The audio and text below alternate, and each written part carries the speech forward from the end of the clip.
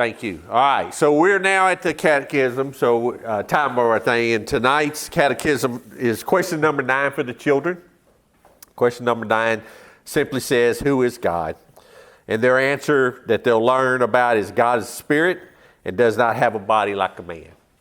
And so that'll be how they do it. They use John 4:24, 2 Corinthians 3:17, and 1 Timothy 1:17 will be their baseline for that. And then if we were doing it, our question 9 of tonight would be, how many persons are there in the Godhead? And then as we learned from the children verse there's 3. And so 3 persons in Godhead, the Father, the Son, the Holy Spirit. And then using 1 John 5:7. Sister, there's your stuff is right there.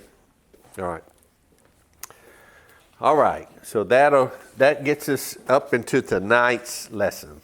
And so once again, you probably wouldn't want to do it, but I would like to be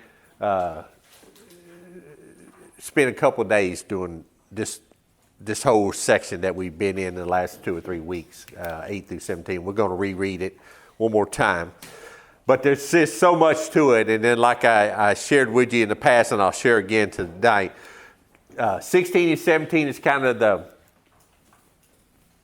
kickoff, the theme. But 17 it kind of sets the rule. And I think that's what we're going to concentrate on tonight. We're going to concentrate on righteousness. We're going to concentrate on it because I think, as you'll see, hopefully you'll see, and as God has been working in me as I've been studying and reading and listening and all that stuff, and that is the fact that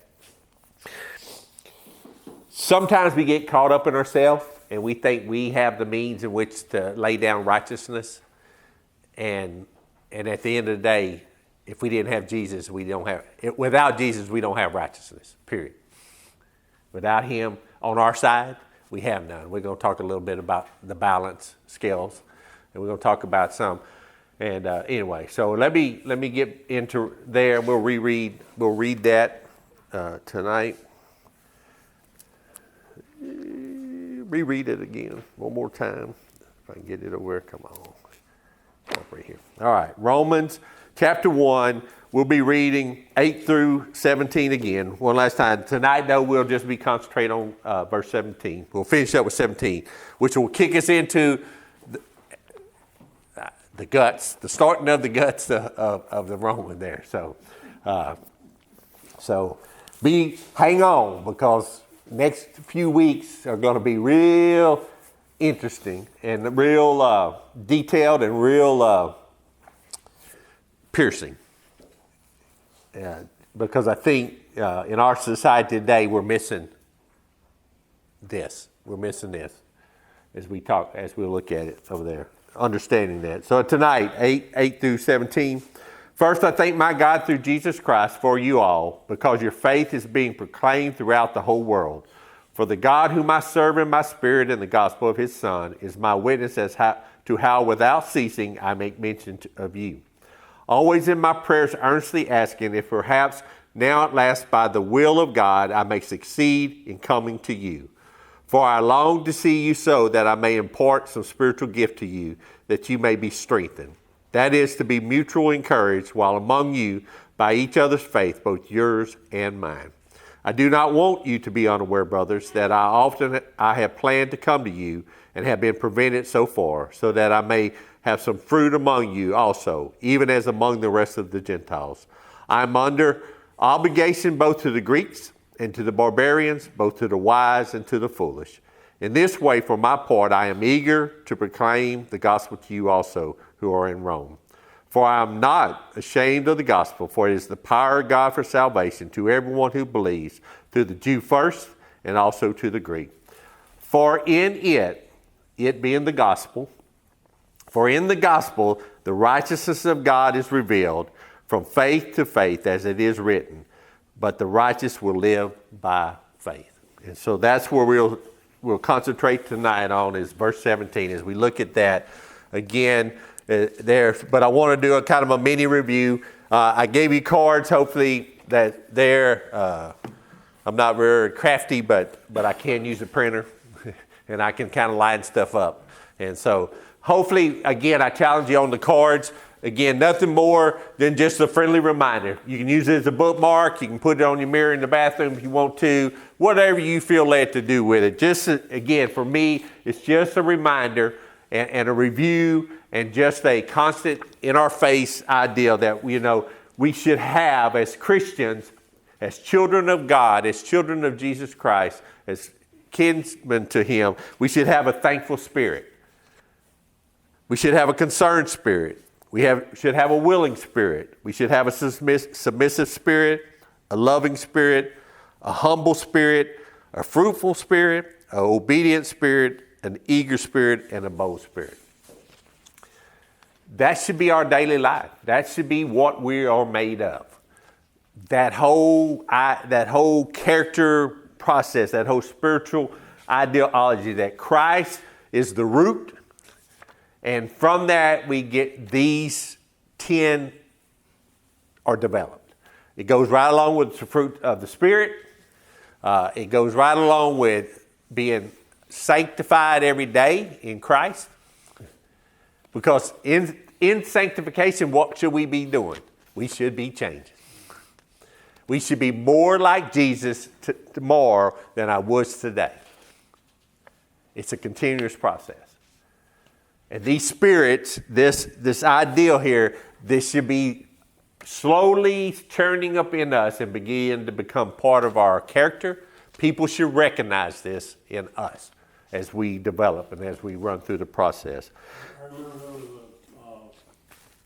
an evangelist who went to see another evangelist who was a kind of a hero of his, and got an interview with him, and the guy, he went in the office, and then the guy came in the office and says, well, what can I do for my partially sanctified friend? Ooh. We're all just partially sanctified. That's it, Doug. That's it, Brother Doug. And that's the ideal Romans, I think, as we go, is that justification, sanctification, condemnation, righteousness, all that is built into this. And justification and sanctification, righteousness, justification, and I'll say it again, but they come from, justification and righteousness come from the same root word. Even though they sound two different opposite things, but the root, the base root is the same word with some other Greek lettering behind it to give you justification in there. But at the end of the day, it's the same root. I did a word study a while back. I just pulled out, and justification is something that it's only done once. When we're saved, we're justified. God justifies us. That's not something, but the sanctification is a continuous process, and righteousness is something that we try to do, but we're not always righteous. We try and be righteous, but to bite our tongue, or the kid throws the plate on the floor, it's hard to say praise the Lord. Yeah. Cool. We kind of lose our righteousness for a while. Yeah, and hopefully we'll walk. Yes, sir. Self-righteous. Yeah. The one that, if you remember the priest and the Levite in this Good Samaritan story. Yep. They were self-righteous. Yep. So, and exactly, Brother Doug, and that's what we're going to talk about today. Because again, the idea here is that I want us to get a clear picture of righteousness. I want us to get a clear picture of that. We're going to talk about justification, sanctification. All those things will come in a lot of detail over the course of the next weeks and months. But I just want us to get that understanding of righteousness, and that, to Doug's point, Brother Doug's point, and that is the fact that, we're only righteous because of Jesus. And so that's it. So I want to review last week's I ams. Again, I'm under obligation. I am eager. I'm not ashamed. Again, 3 things that I think we need to constantly, every day, remind ourselves of is that, and we talked about obligation, and the obligation comes because Jesus did what Jesus did for us. So we have an obligation, an inherent obligation to share Jesus with people because he shared himself with us. We should be eager in that, as Paul, like Paul was when he was eager to try to get to Rome and to to be a part of their life.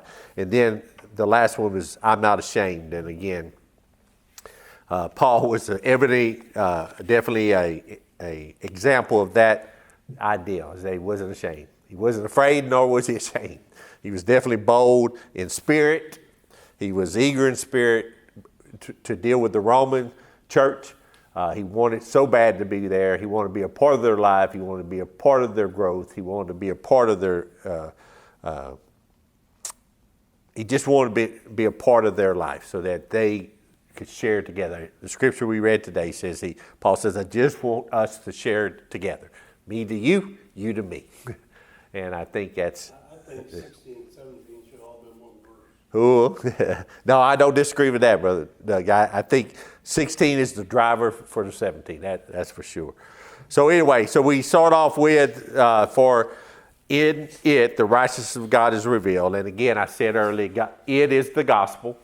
So Paul, one more time, is reminding us that the gospel is the center core of this deal.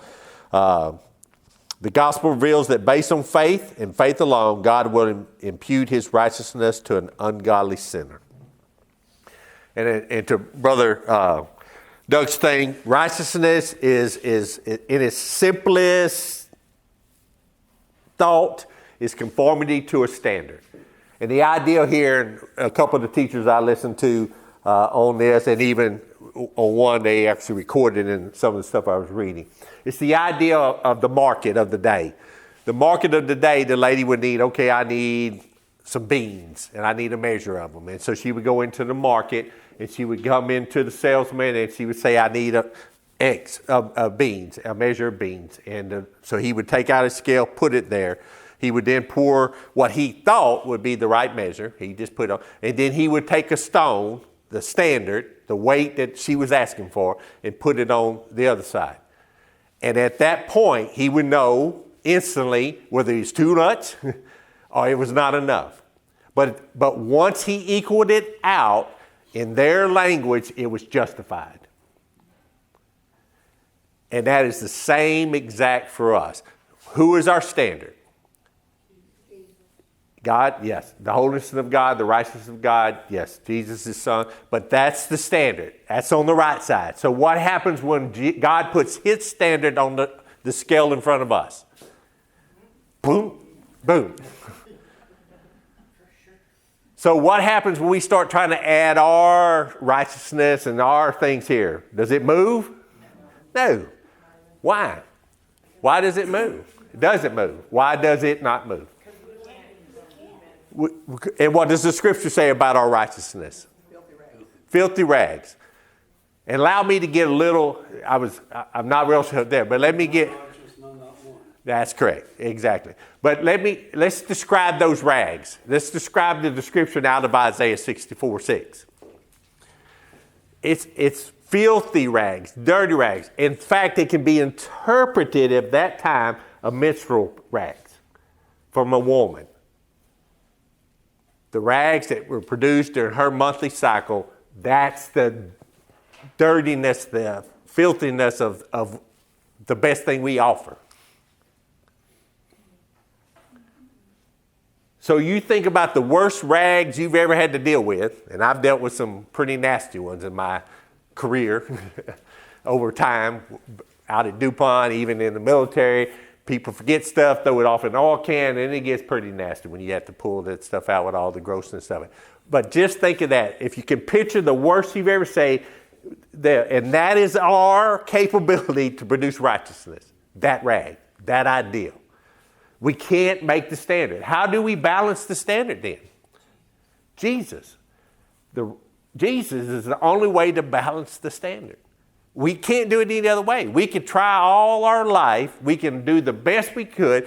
We could try. We could pile on as many as we wanted to, and we never would move the scale until Jesus' righteousness is laid on that side, our side of the scale. And that's the idea. So as we look at that, we look at what Jesus did for us. So what did Jesus do when he came to earth? He lived a sinless life. He did correctly what we cannot do correctly. He lived a life. He did the daily routine. To Brother Doug's point a while ago, when somebody stepped on his toe, he didn't foul. He didn't do any of that. He lived a perfect, sinless life. He walked it for 33 years. Jesus lived the perfect life. He lived it for us. Because that's the beginning of his ability to, in the Father's plan, to have the righteousness that is needed in order for that to be put on there, for God to say, if you have my son, you are now forgiven. Alistair Begg talked about how that's what drove Martin Luther, that he came to that point where he decided there's nothing he can do to be righteous enough. That's correct.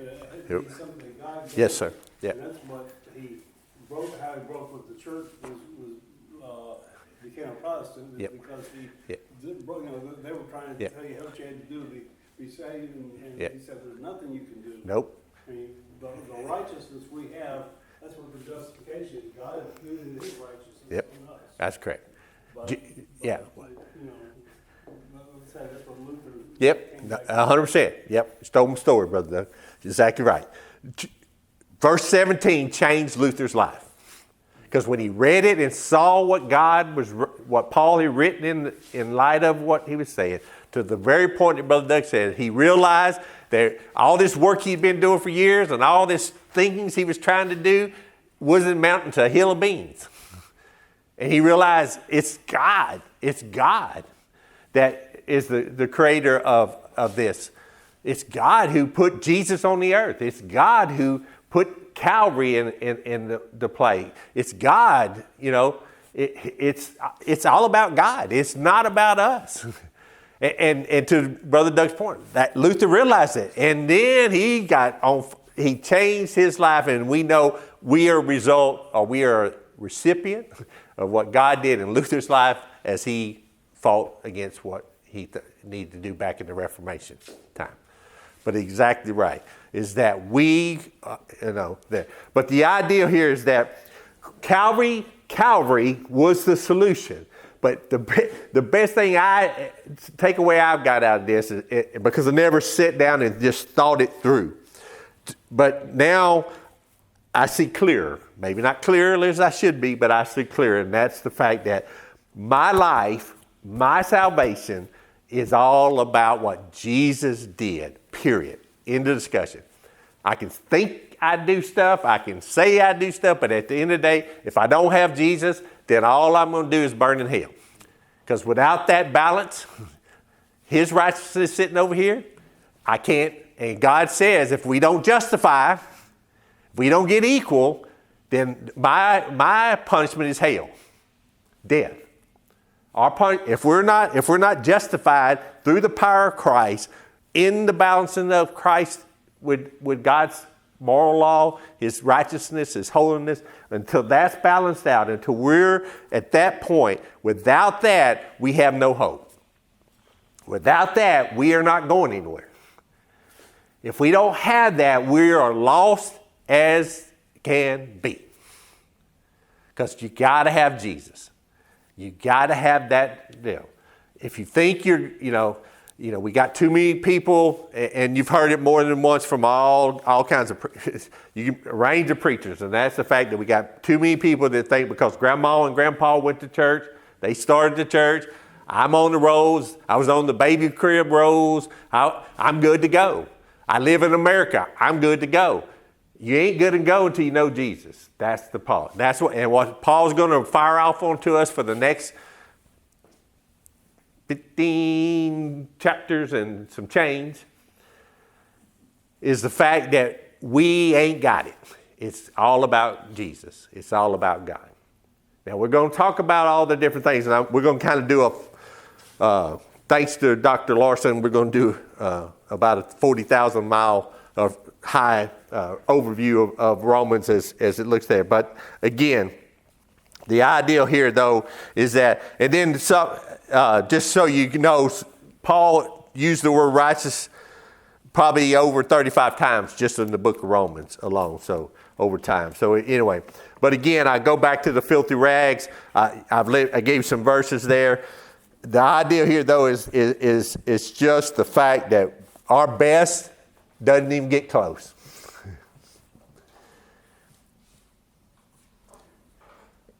So, that's the idea we need to absorb. We need to walk away with a reminder that our daily life starts with Christ and ends with Christ.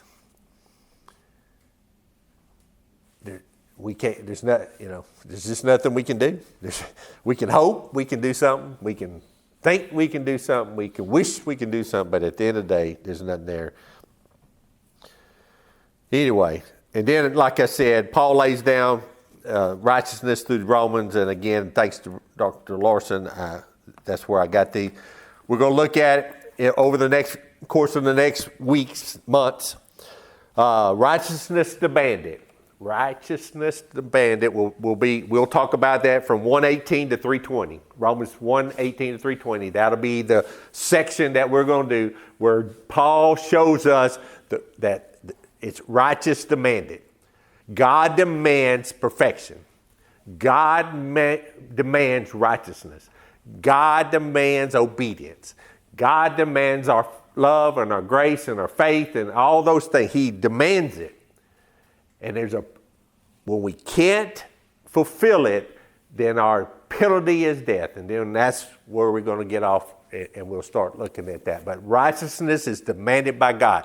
And again, my prayer for our church, our prayer for this group, our prayer for this community is that we begin to understand the fact that God is right and we are wrong. Period. All the tap dancing we do with God every day and all the, hey, Lord, if you do this, and no, Lord, I did this and I dug a hole for you today. All those things that you think you can persuade him to give you an attaboy about are useless. We have to come to the realization that God demands righteousness and we have to be obedient to his way, not our way. And I think, at least the takeaway in this study has been is that if I allow God to change my mind, my heart, my life, change it to his way, his process, understanding his demands, then my life will begin to be able to be sanctified because I'll be able to be obedient to what I've been told by God to do. And so that's what I'm looking at there. But again, we're going to look at from 118 to chapter 3, verse 20. We'll look at that. And under that the magic word there, or the word associated with that, is condemnation. We're condemned by God. We're condemned by God. So there. And then we'll move on from there, Romans 3:21 to 5:21, basically the end of chapter 5. And we're going to talk there. It's righteousness declared. Righteousness declared. Again, we have no righteousness, but we have positional righteousness in Jesus Christ. In Jesus, we are righteous. Outside of Jesus, we're in sad shape. And the word here is justification. And we'll talk about that in the course of that as well. We will run that rabbit a lot. Then we'll move on to Romans 6 through to 8, about midway in chapter 8.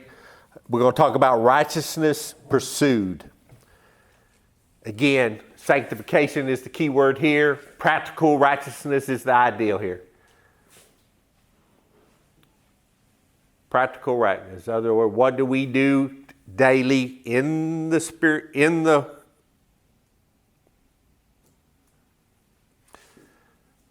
control of Jesus, in the Holy Spirit? What do we do that takes us through the process that we become one step better than we were yesterday? Not perfect, still got to have Jesus on the scale, never going to get off of there. But how does he change us to be more like him every day? What has got to change? What do we change? That's why I say to you all the time, I've said it several times, and I've said it over the course of Sunday school and a couple of other things. And that is, if we read God's word and we meditate on God's word, then we should be changed somehow. Something should change in us. God should trigger something in us that says we've sinned or we are not quite walking in the path that he's called us to do. Something about God's word should change us. Maybe just changes to be more joyful, more praise to him. Maybe it changes to get on our knees and pray. Whatever that is. But we should never walk away from studying God's word, looking at God's word, reading God's word. We shouldn't walk away like I do when I'm reading just a book. When we stop and think about all the things that we've learned since we first became Christians. Yeah. Over the years, how many things that we didn't know back then that we know now we've done better. Cool. The Bible tells us to study to make ourselves approved. Yep. And all these things that we've finally come to believe something we didn't believe before, and that's just another step along the sanctification road. Yep. And the little tagger I got here, sanctification produces the fruit of the Spirit that produces the validation of our real experience with God. Without the change, without people being able to see the fruit from the root, how do you validate that you have a relationship with God? If your life is not showing fruit, if you're not producing. Because the truth of it is, and I've been raising crops most of my life. My dad's taught me, and granddad, and I've seen it there. When you plant something and you do, it produces what you planted. Might not always be a great crop. It might be a sad looking crop, but it's still a potato is a potato, a pea is a pea. When God plants his root in us, something is going to grow. It might be sad sometimes, might be a little pruny, a little puny, but at the end of the day, something should be there. And that's the idea here, is that we need to allow that to do. And sanctification produces that proof, that daily changing of our daily experience with God, our daily union with God, our daily devotion with God, our daily prayers with God, our daily walking with God. All that will change us, and out of that change comes what? The fertilization of our life so that the fruit can begin to blossom bigger, better, more. So that love becomes bigger. It's not a little bit no more. So that, David, I helped Mike, my younger son, with our book report one time in Luther Burbank. He talked about how he found this seed pod from a potato that had about 10 seeds in it. So he planted all 10 of them, and most of them were all shriveled up, nothing. But finally, one of them he pulled out, and it was just a perfect potato. It came to Burbank potato. Because, he just put down all those seeds, and one of them finally blew it out. One of the best things ever happened. Cool. And the prime example, thank you for that, because I'll go off on that tangent. We planted potatoes this year, and they looked sad on the top. So Dad we just thought, okay, we didn't get anything. So we waited too long. When we started digging up, we had potatoes that had started to rot because we didn't trust the process. We thought, from the top, it looks bad. It's a sad looking bunch of potato tops. But after about 2 or 3 extra weeks where we shouldn't have, we should have been about 2 weeks earlier, we'd had potatoes they just, even though they look bad at top, they still produce. Because why? That root, that thing was still good. It was right. And so exactly right, brother. That it just takes one. But it takes that for us. So anyway, we'll talk about sanctification again in 6 through 8, basically halfway through 8.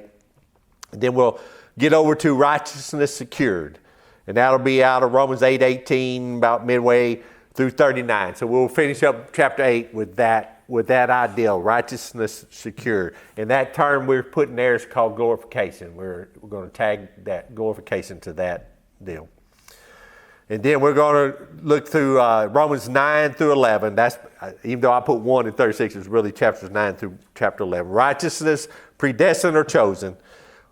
The key verse here, and several of the teachers I listen to, they hang their hat on this 11:36 as being kind of, even though 17 is the theme and the kickoff, and kind of 11:36 is that last verse in chapter 11 that takes all that Paul had talked up to that point and ties it into in chapter 12, because what are we going to talk about in chapter 12 through 16 is the practical righteousness. What Paul tells the people at Rome and what Paul's going to tell us is how do we do this stuff. And 11:36 is the key driver there. It's that tied together sentence. It's the jumping point for us to move into that next element there. 11:36 says, For from him and through him and to him are all things. To him be the glory forever. Amen. So we see here Paul says simply this. From him, who's him? God. From God, from Jesus, from God. From God, through God, and to God are all what? Are all things. Is there anything outside of all things? Can you think, if Paul says for all things, is there anything you can think of that would be outside of all things? No. So God's got it covered from A to Z.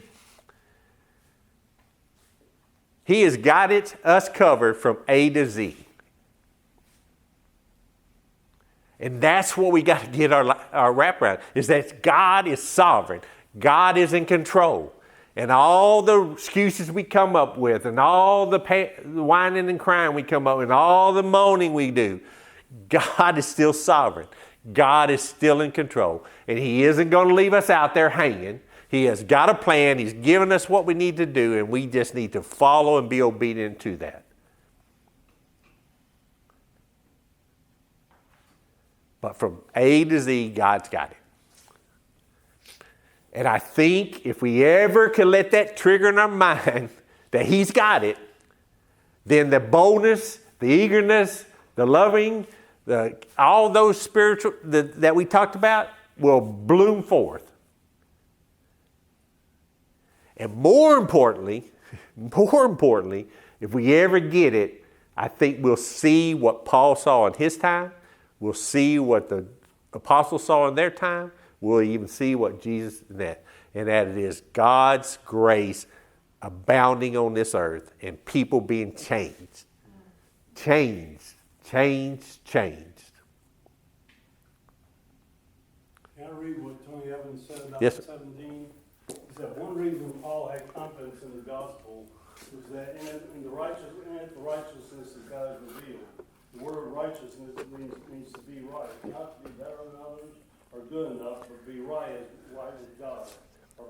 It said the gospel makes God's righteousness a standard. So it doesn't matter if you're a nice sinner, you're still a sinner. Yep.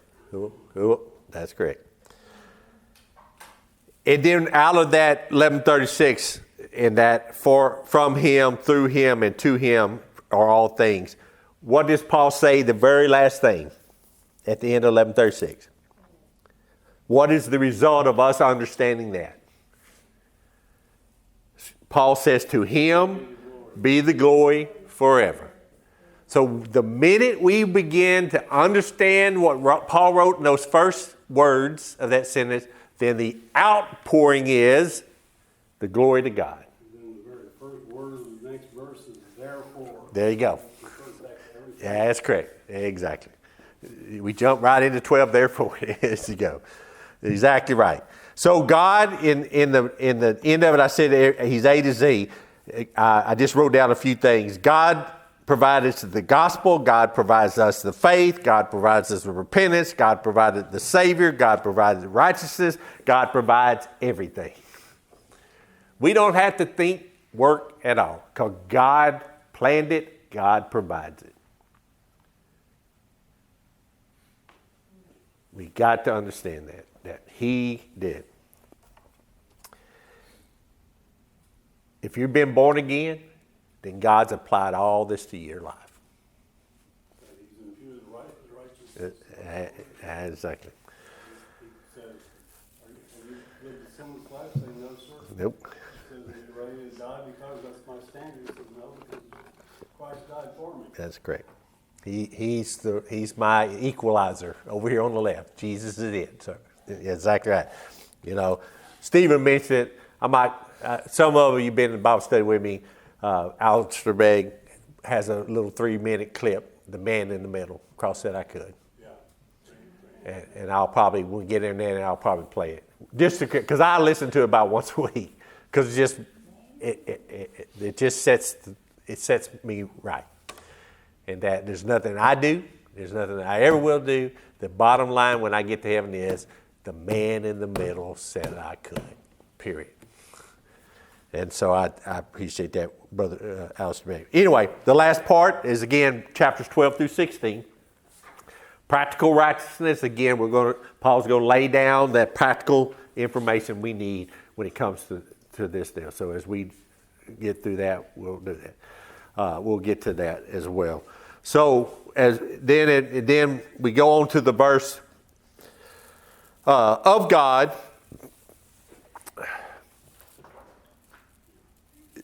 can be translated. It probably has a better fit. It's not that of God was wrong.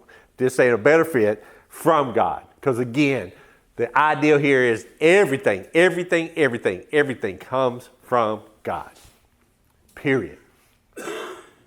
If he doesn't give it, then what's going to happen?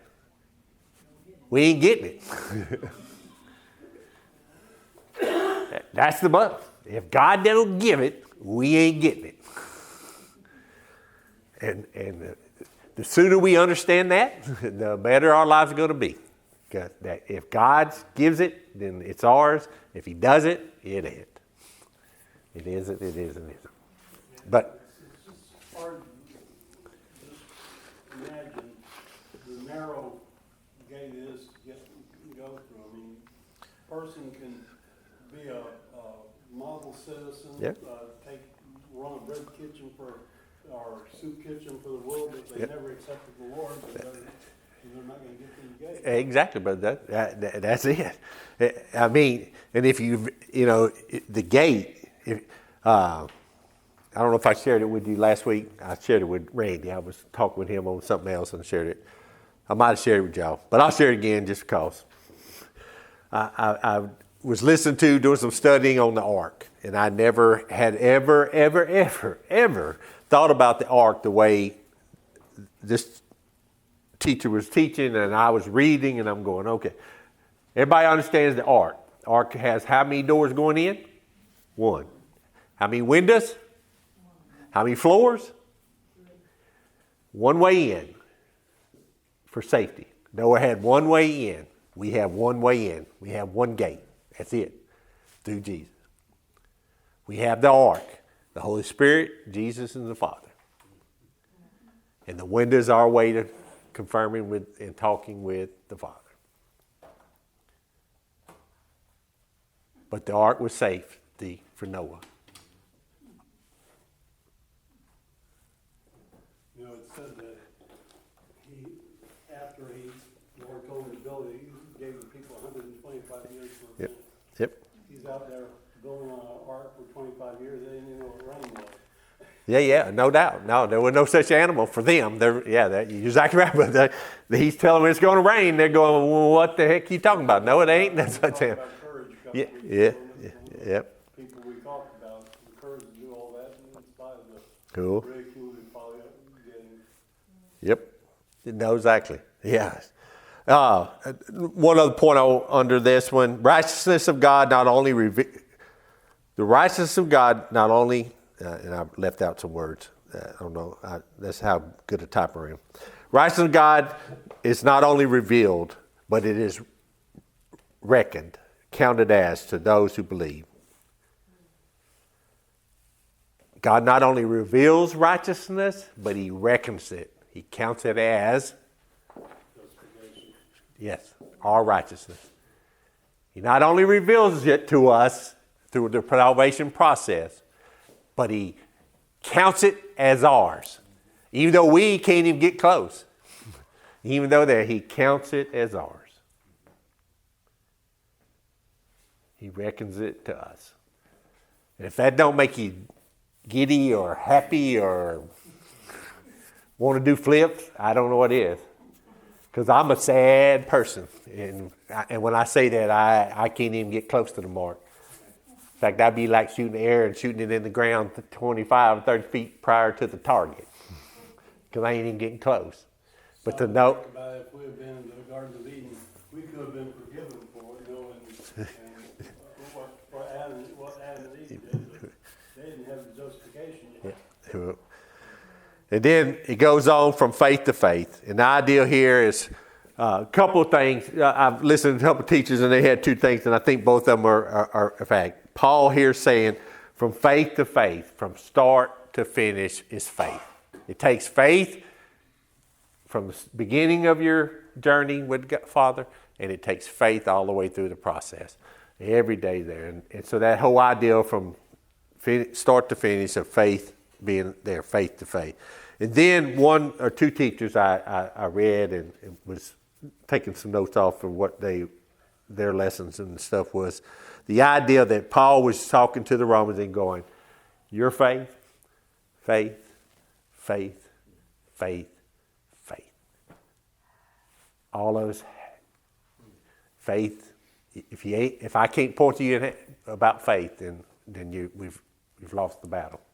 But the idea is that it takes, that's it. That Paul was just saying to them, faith, faith, faith.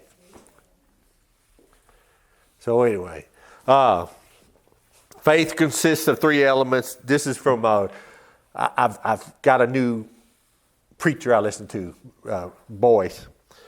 Dr. Boyce. Anyway, he says it like this. Faith has three basic elements. Knowledge of what God has done for us in Christ Jesus. Heart response to that gospel. And commitment to Christ. That's faith. Understanding the knowledge of what you got in Jesus Christ. Your heart response to that call. And then commitment to follow Christ. That's faith. And that's that whole faith to faith thing. Because it starts from the beginning. God gives you the faith to believe. And every day he grows your faith along the way as you walk. I think the sad thing is we need to remember we have to keep that faith. Oh, The Bible tells us there's going to be a lot of people falling away at the end of time. That's correct. We can see that now. Cool. They're losing their faith and they probably never had any started. Yeah, begin with. Charles Spurgeon wrote this, faith is not a blind thing, for faith begins with knowledge. It is not a speculative thing, for faith believes facts of which it is sure. It is not unpractical, dreamy. It's not an unpractical, dreamy thing, for faith trusts and stakes its destiny upon the truth of revelation. Faith is the eye which looks. Faith is the hand which grasps. Faith is the mouth which feeds upon Christ. Pretty good. Then we see Paul finish it up. He reaches back into Habakkuk 2:4, a little minor prophet. He reaches back there and a couple of the teachers, they kind of, Sproul likes to storytell, and he does well at it. But his envisionment is that Paul is riding along and he goes, Habakkuk 2:4, that's what I want to talk about right here, righteousness. They just did a whole week on the back. Oh, yeah. So just that whole idea that Paul just out of nowhere goes, righteousness, Habakkuk 2:4. Let me start this right down here. And it says what? But the righteous will live by faith.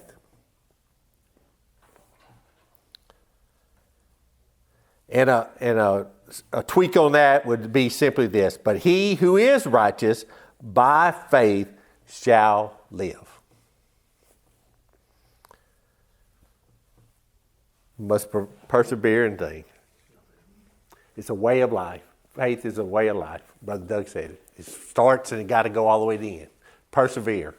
And I gave you a couple of scriptures there, and we'll close with that because it's 7 o'clock on the nose. I appreciate it. I challenge you this week, just dwell on this, read that verse, do a little, because it is going to be instrumental for us as we move forward for the next weeks ahead, especially next week when we kick off with verse 18 of there. So anyway, thank y'all very much. God bless. Have a great one. We'll see you Sunday. Who?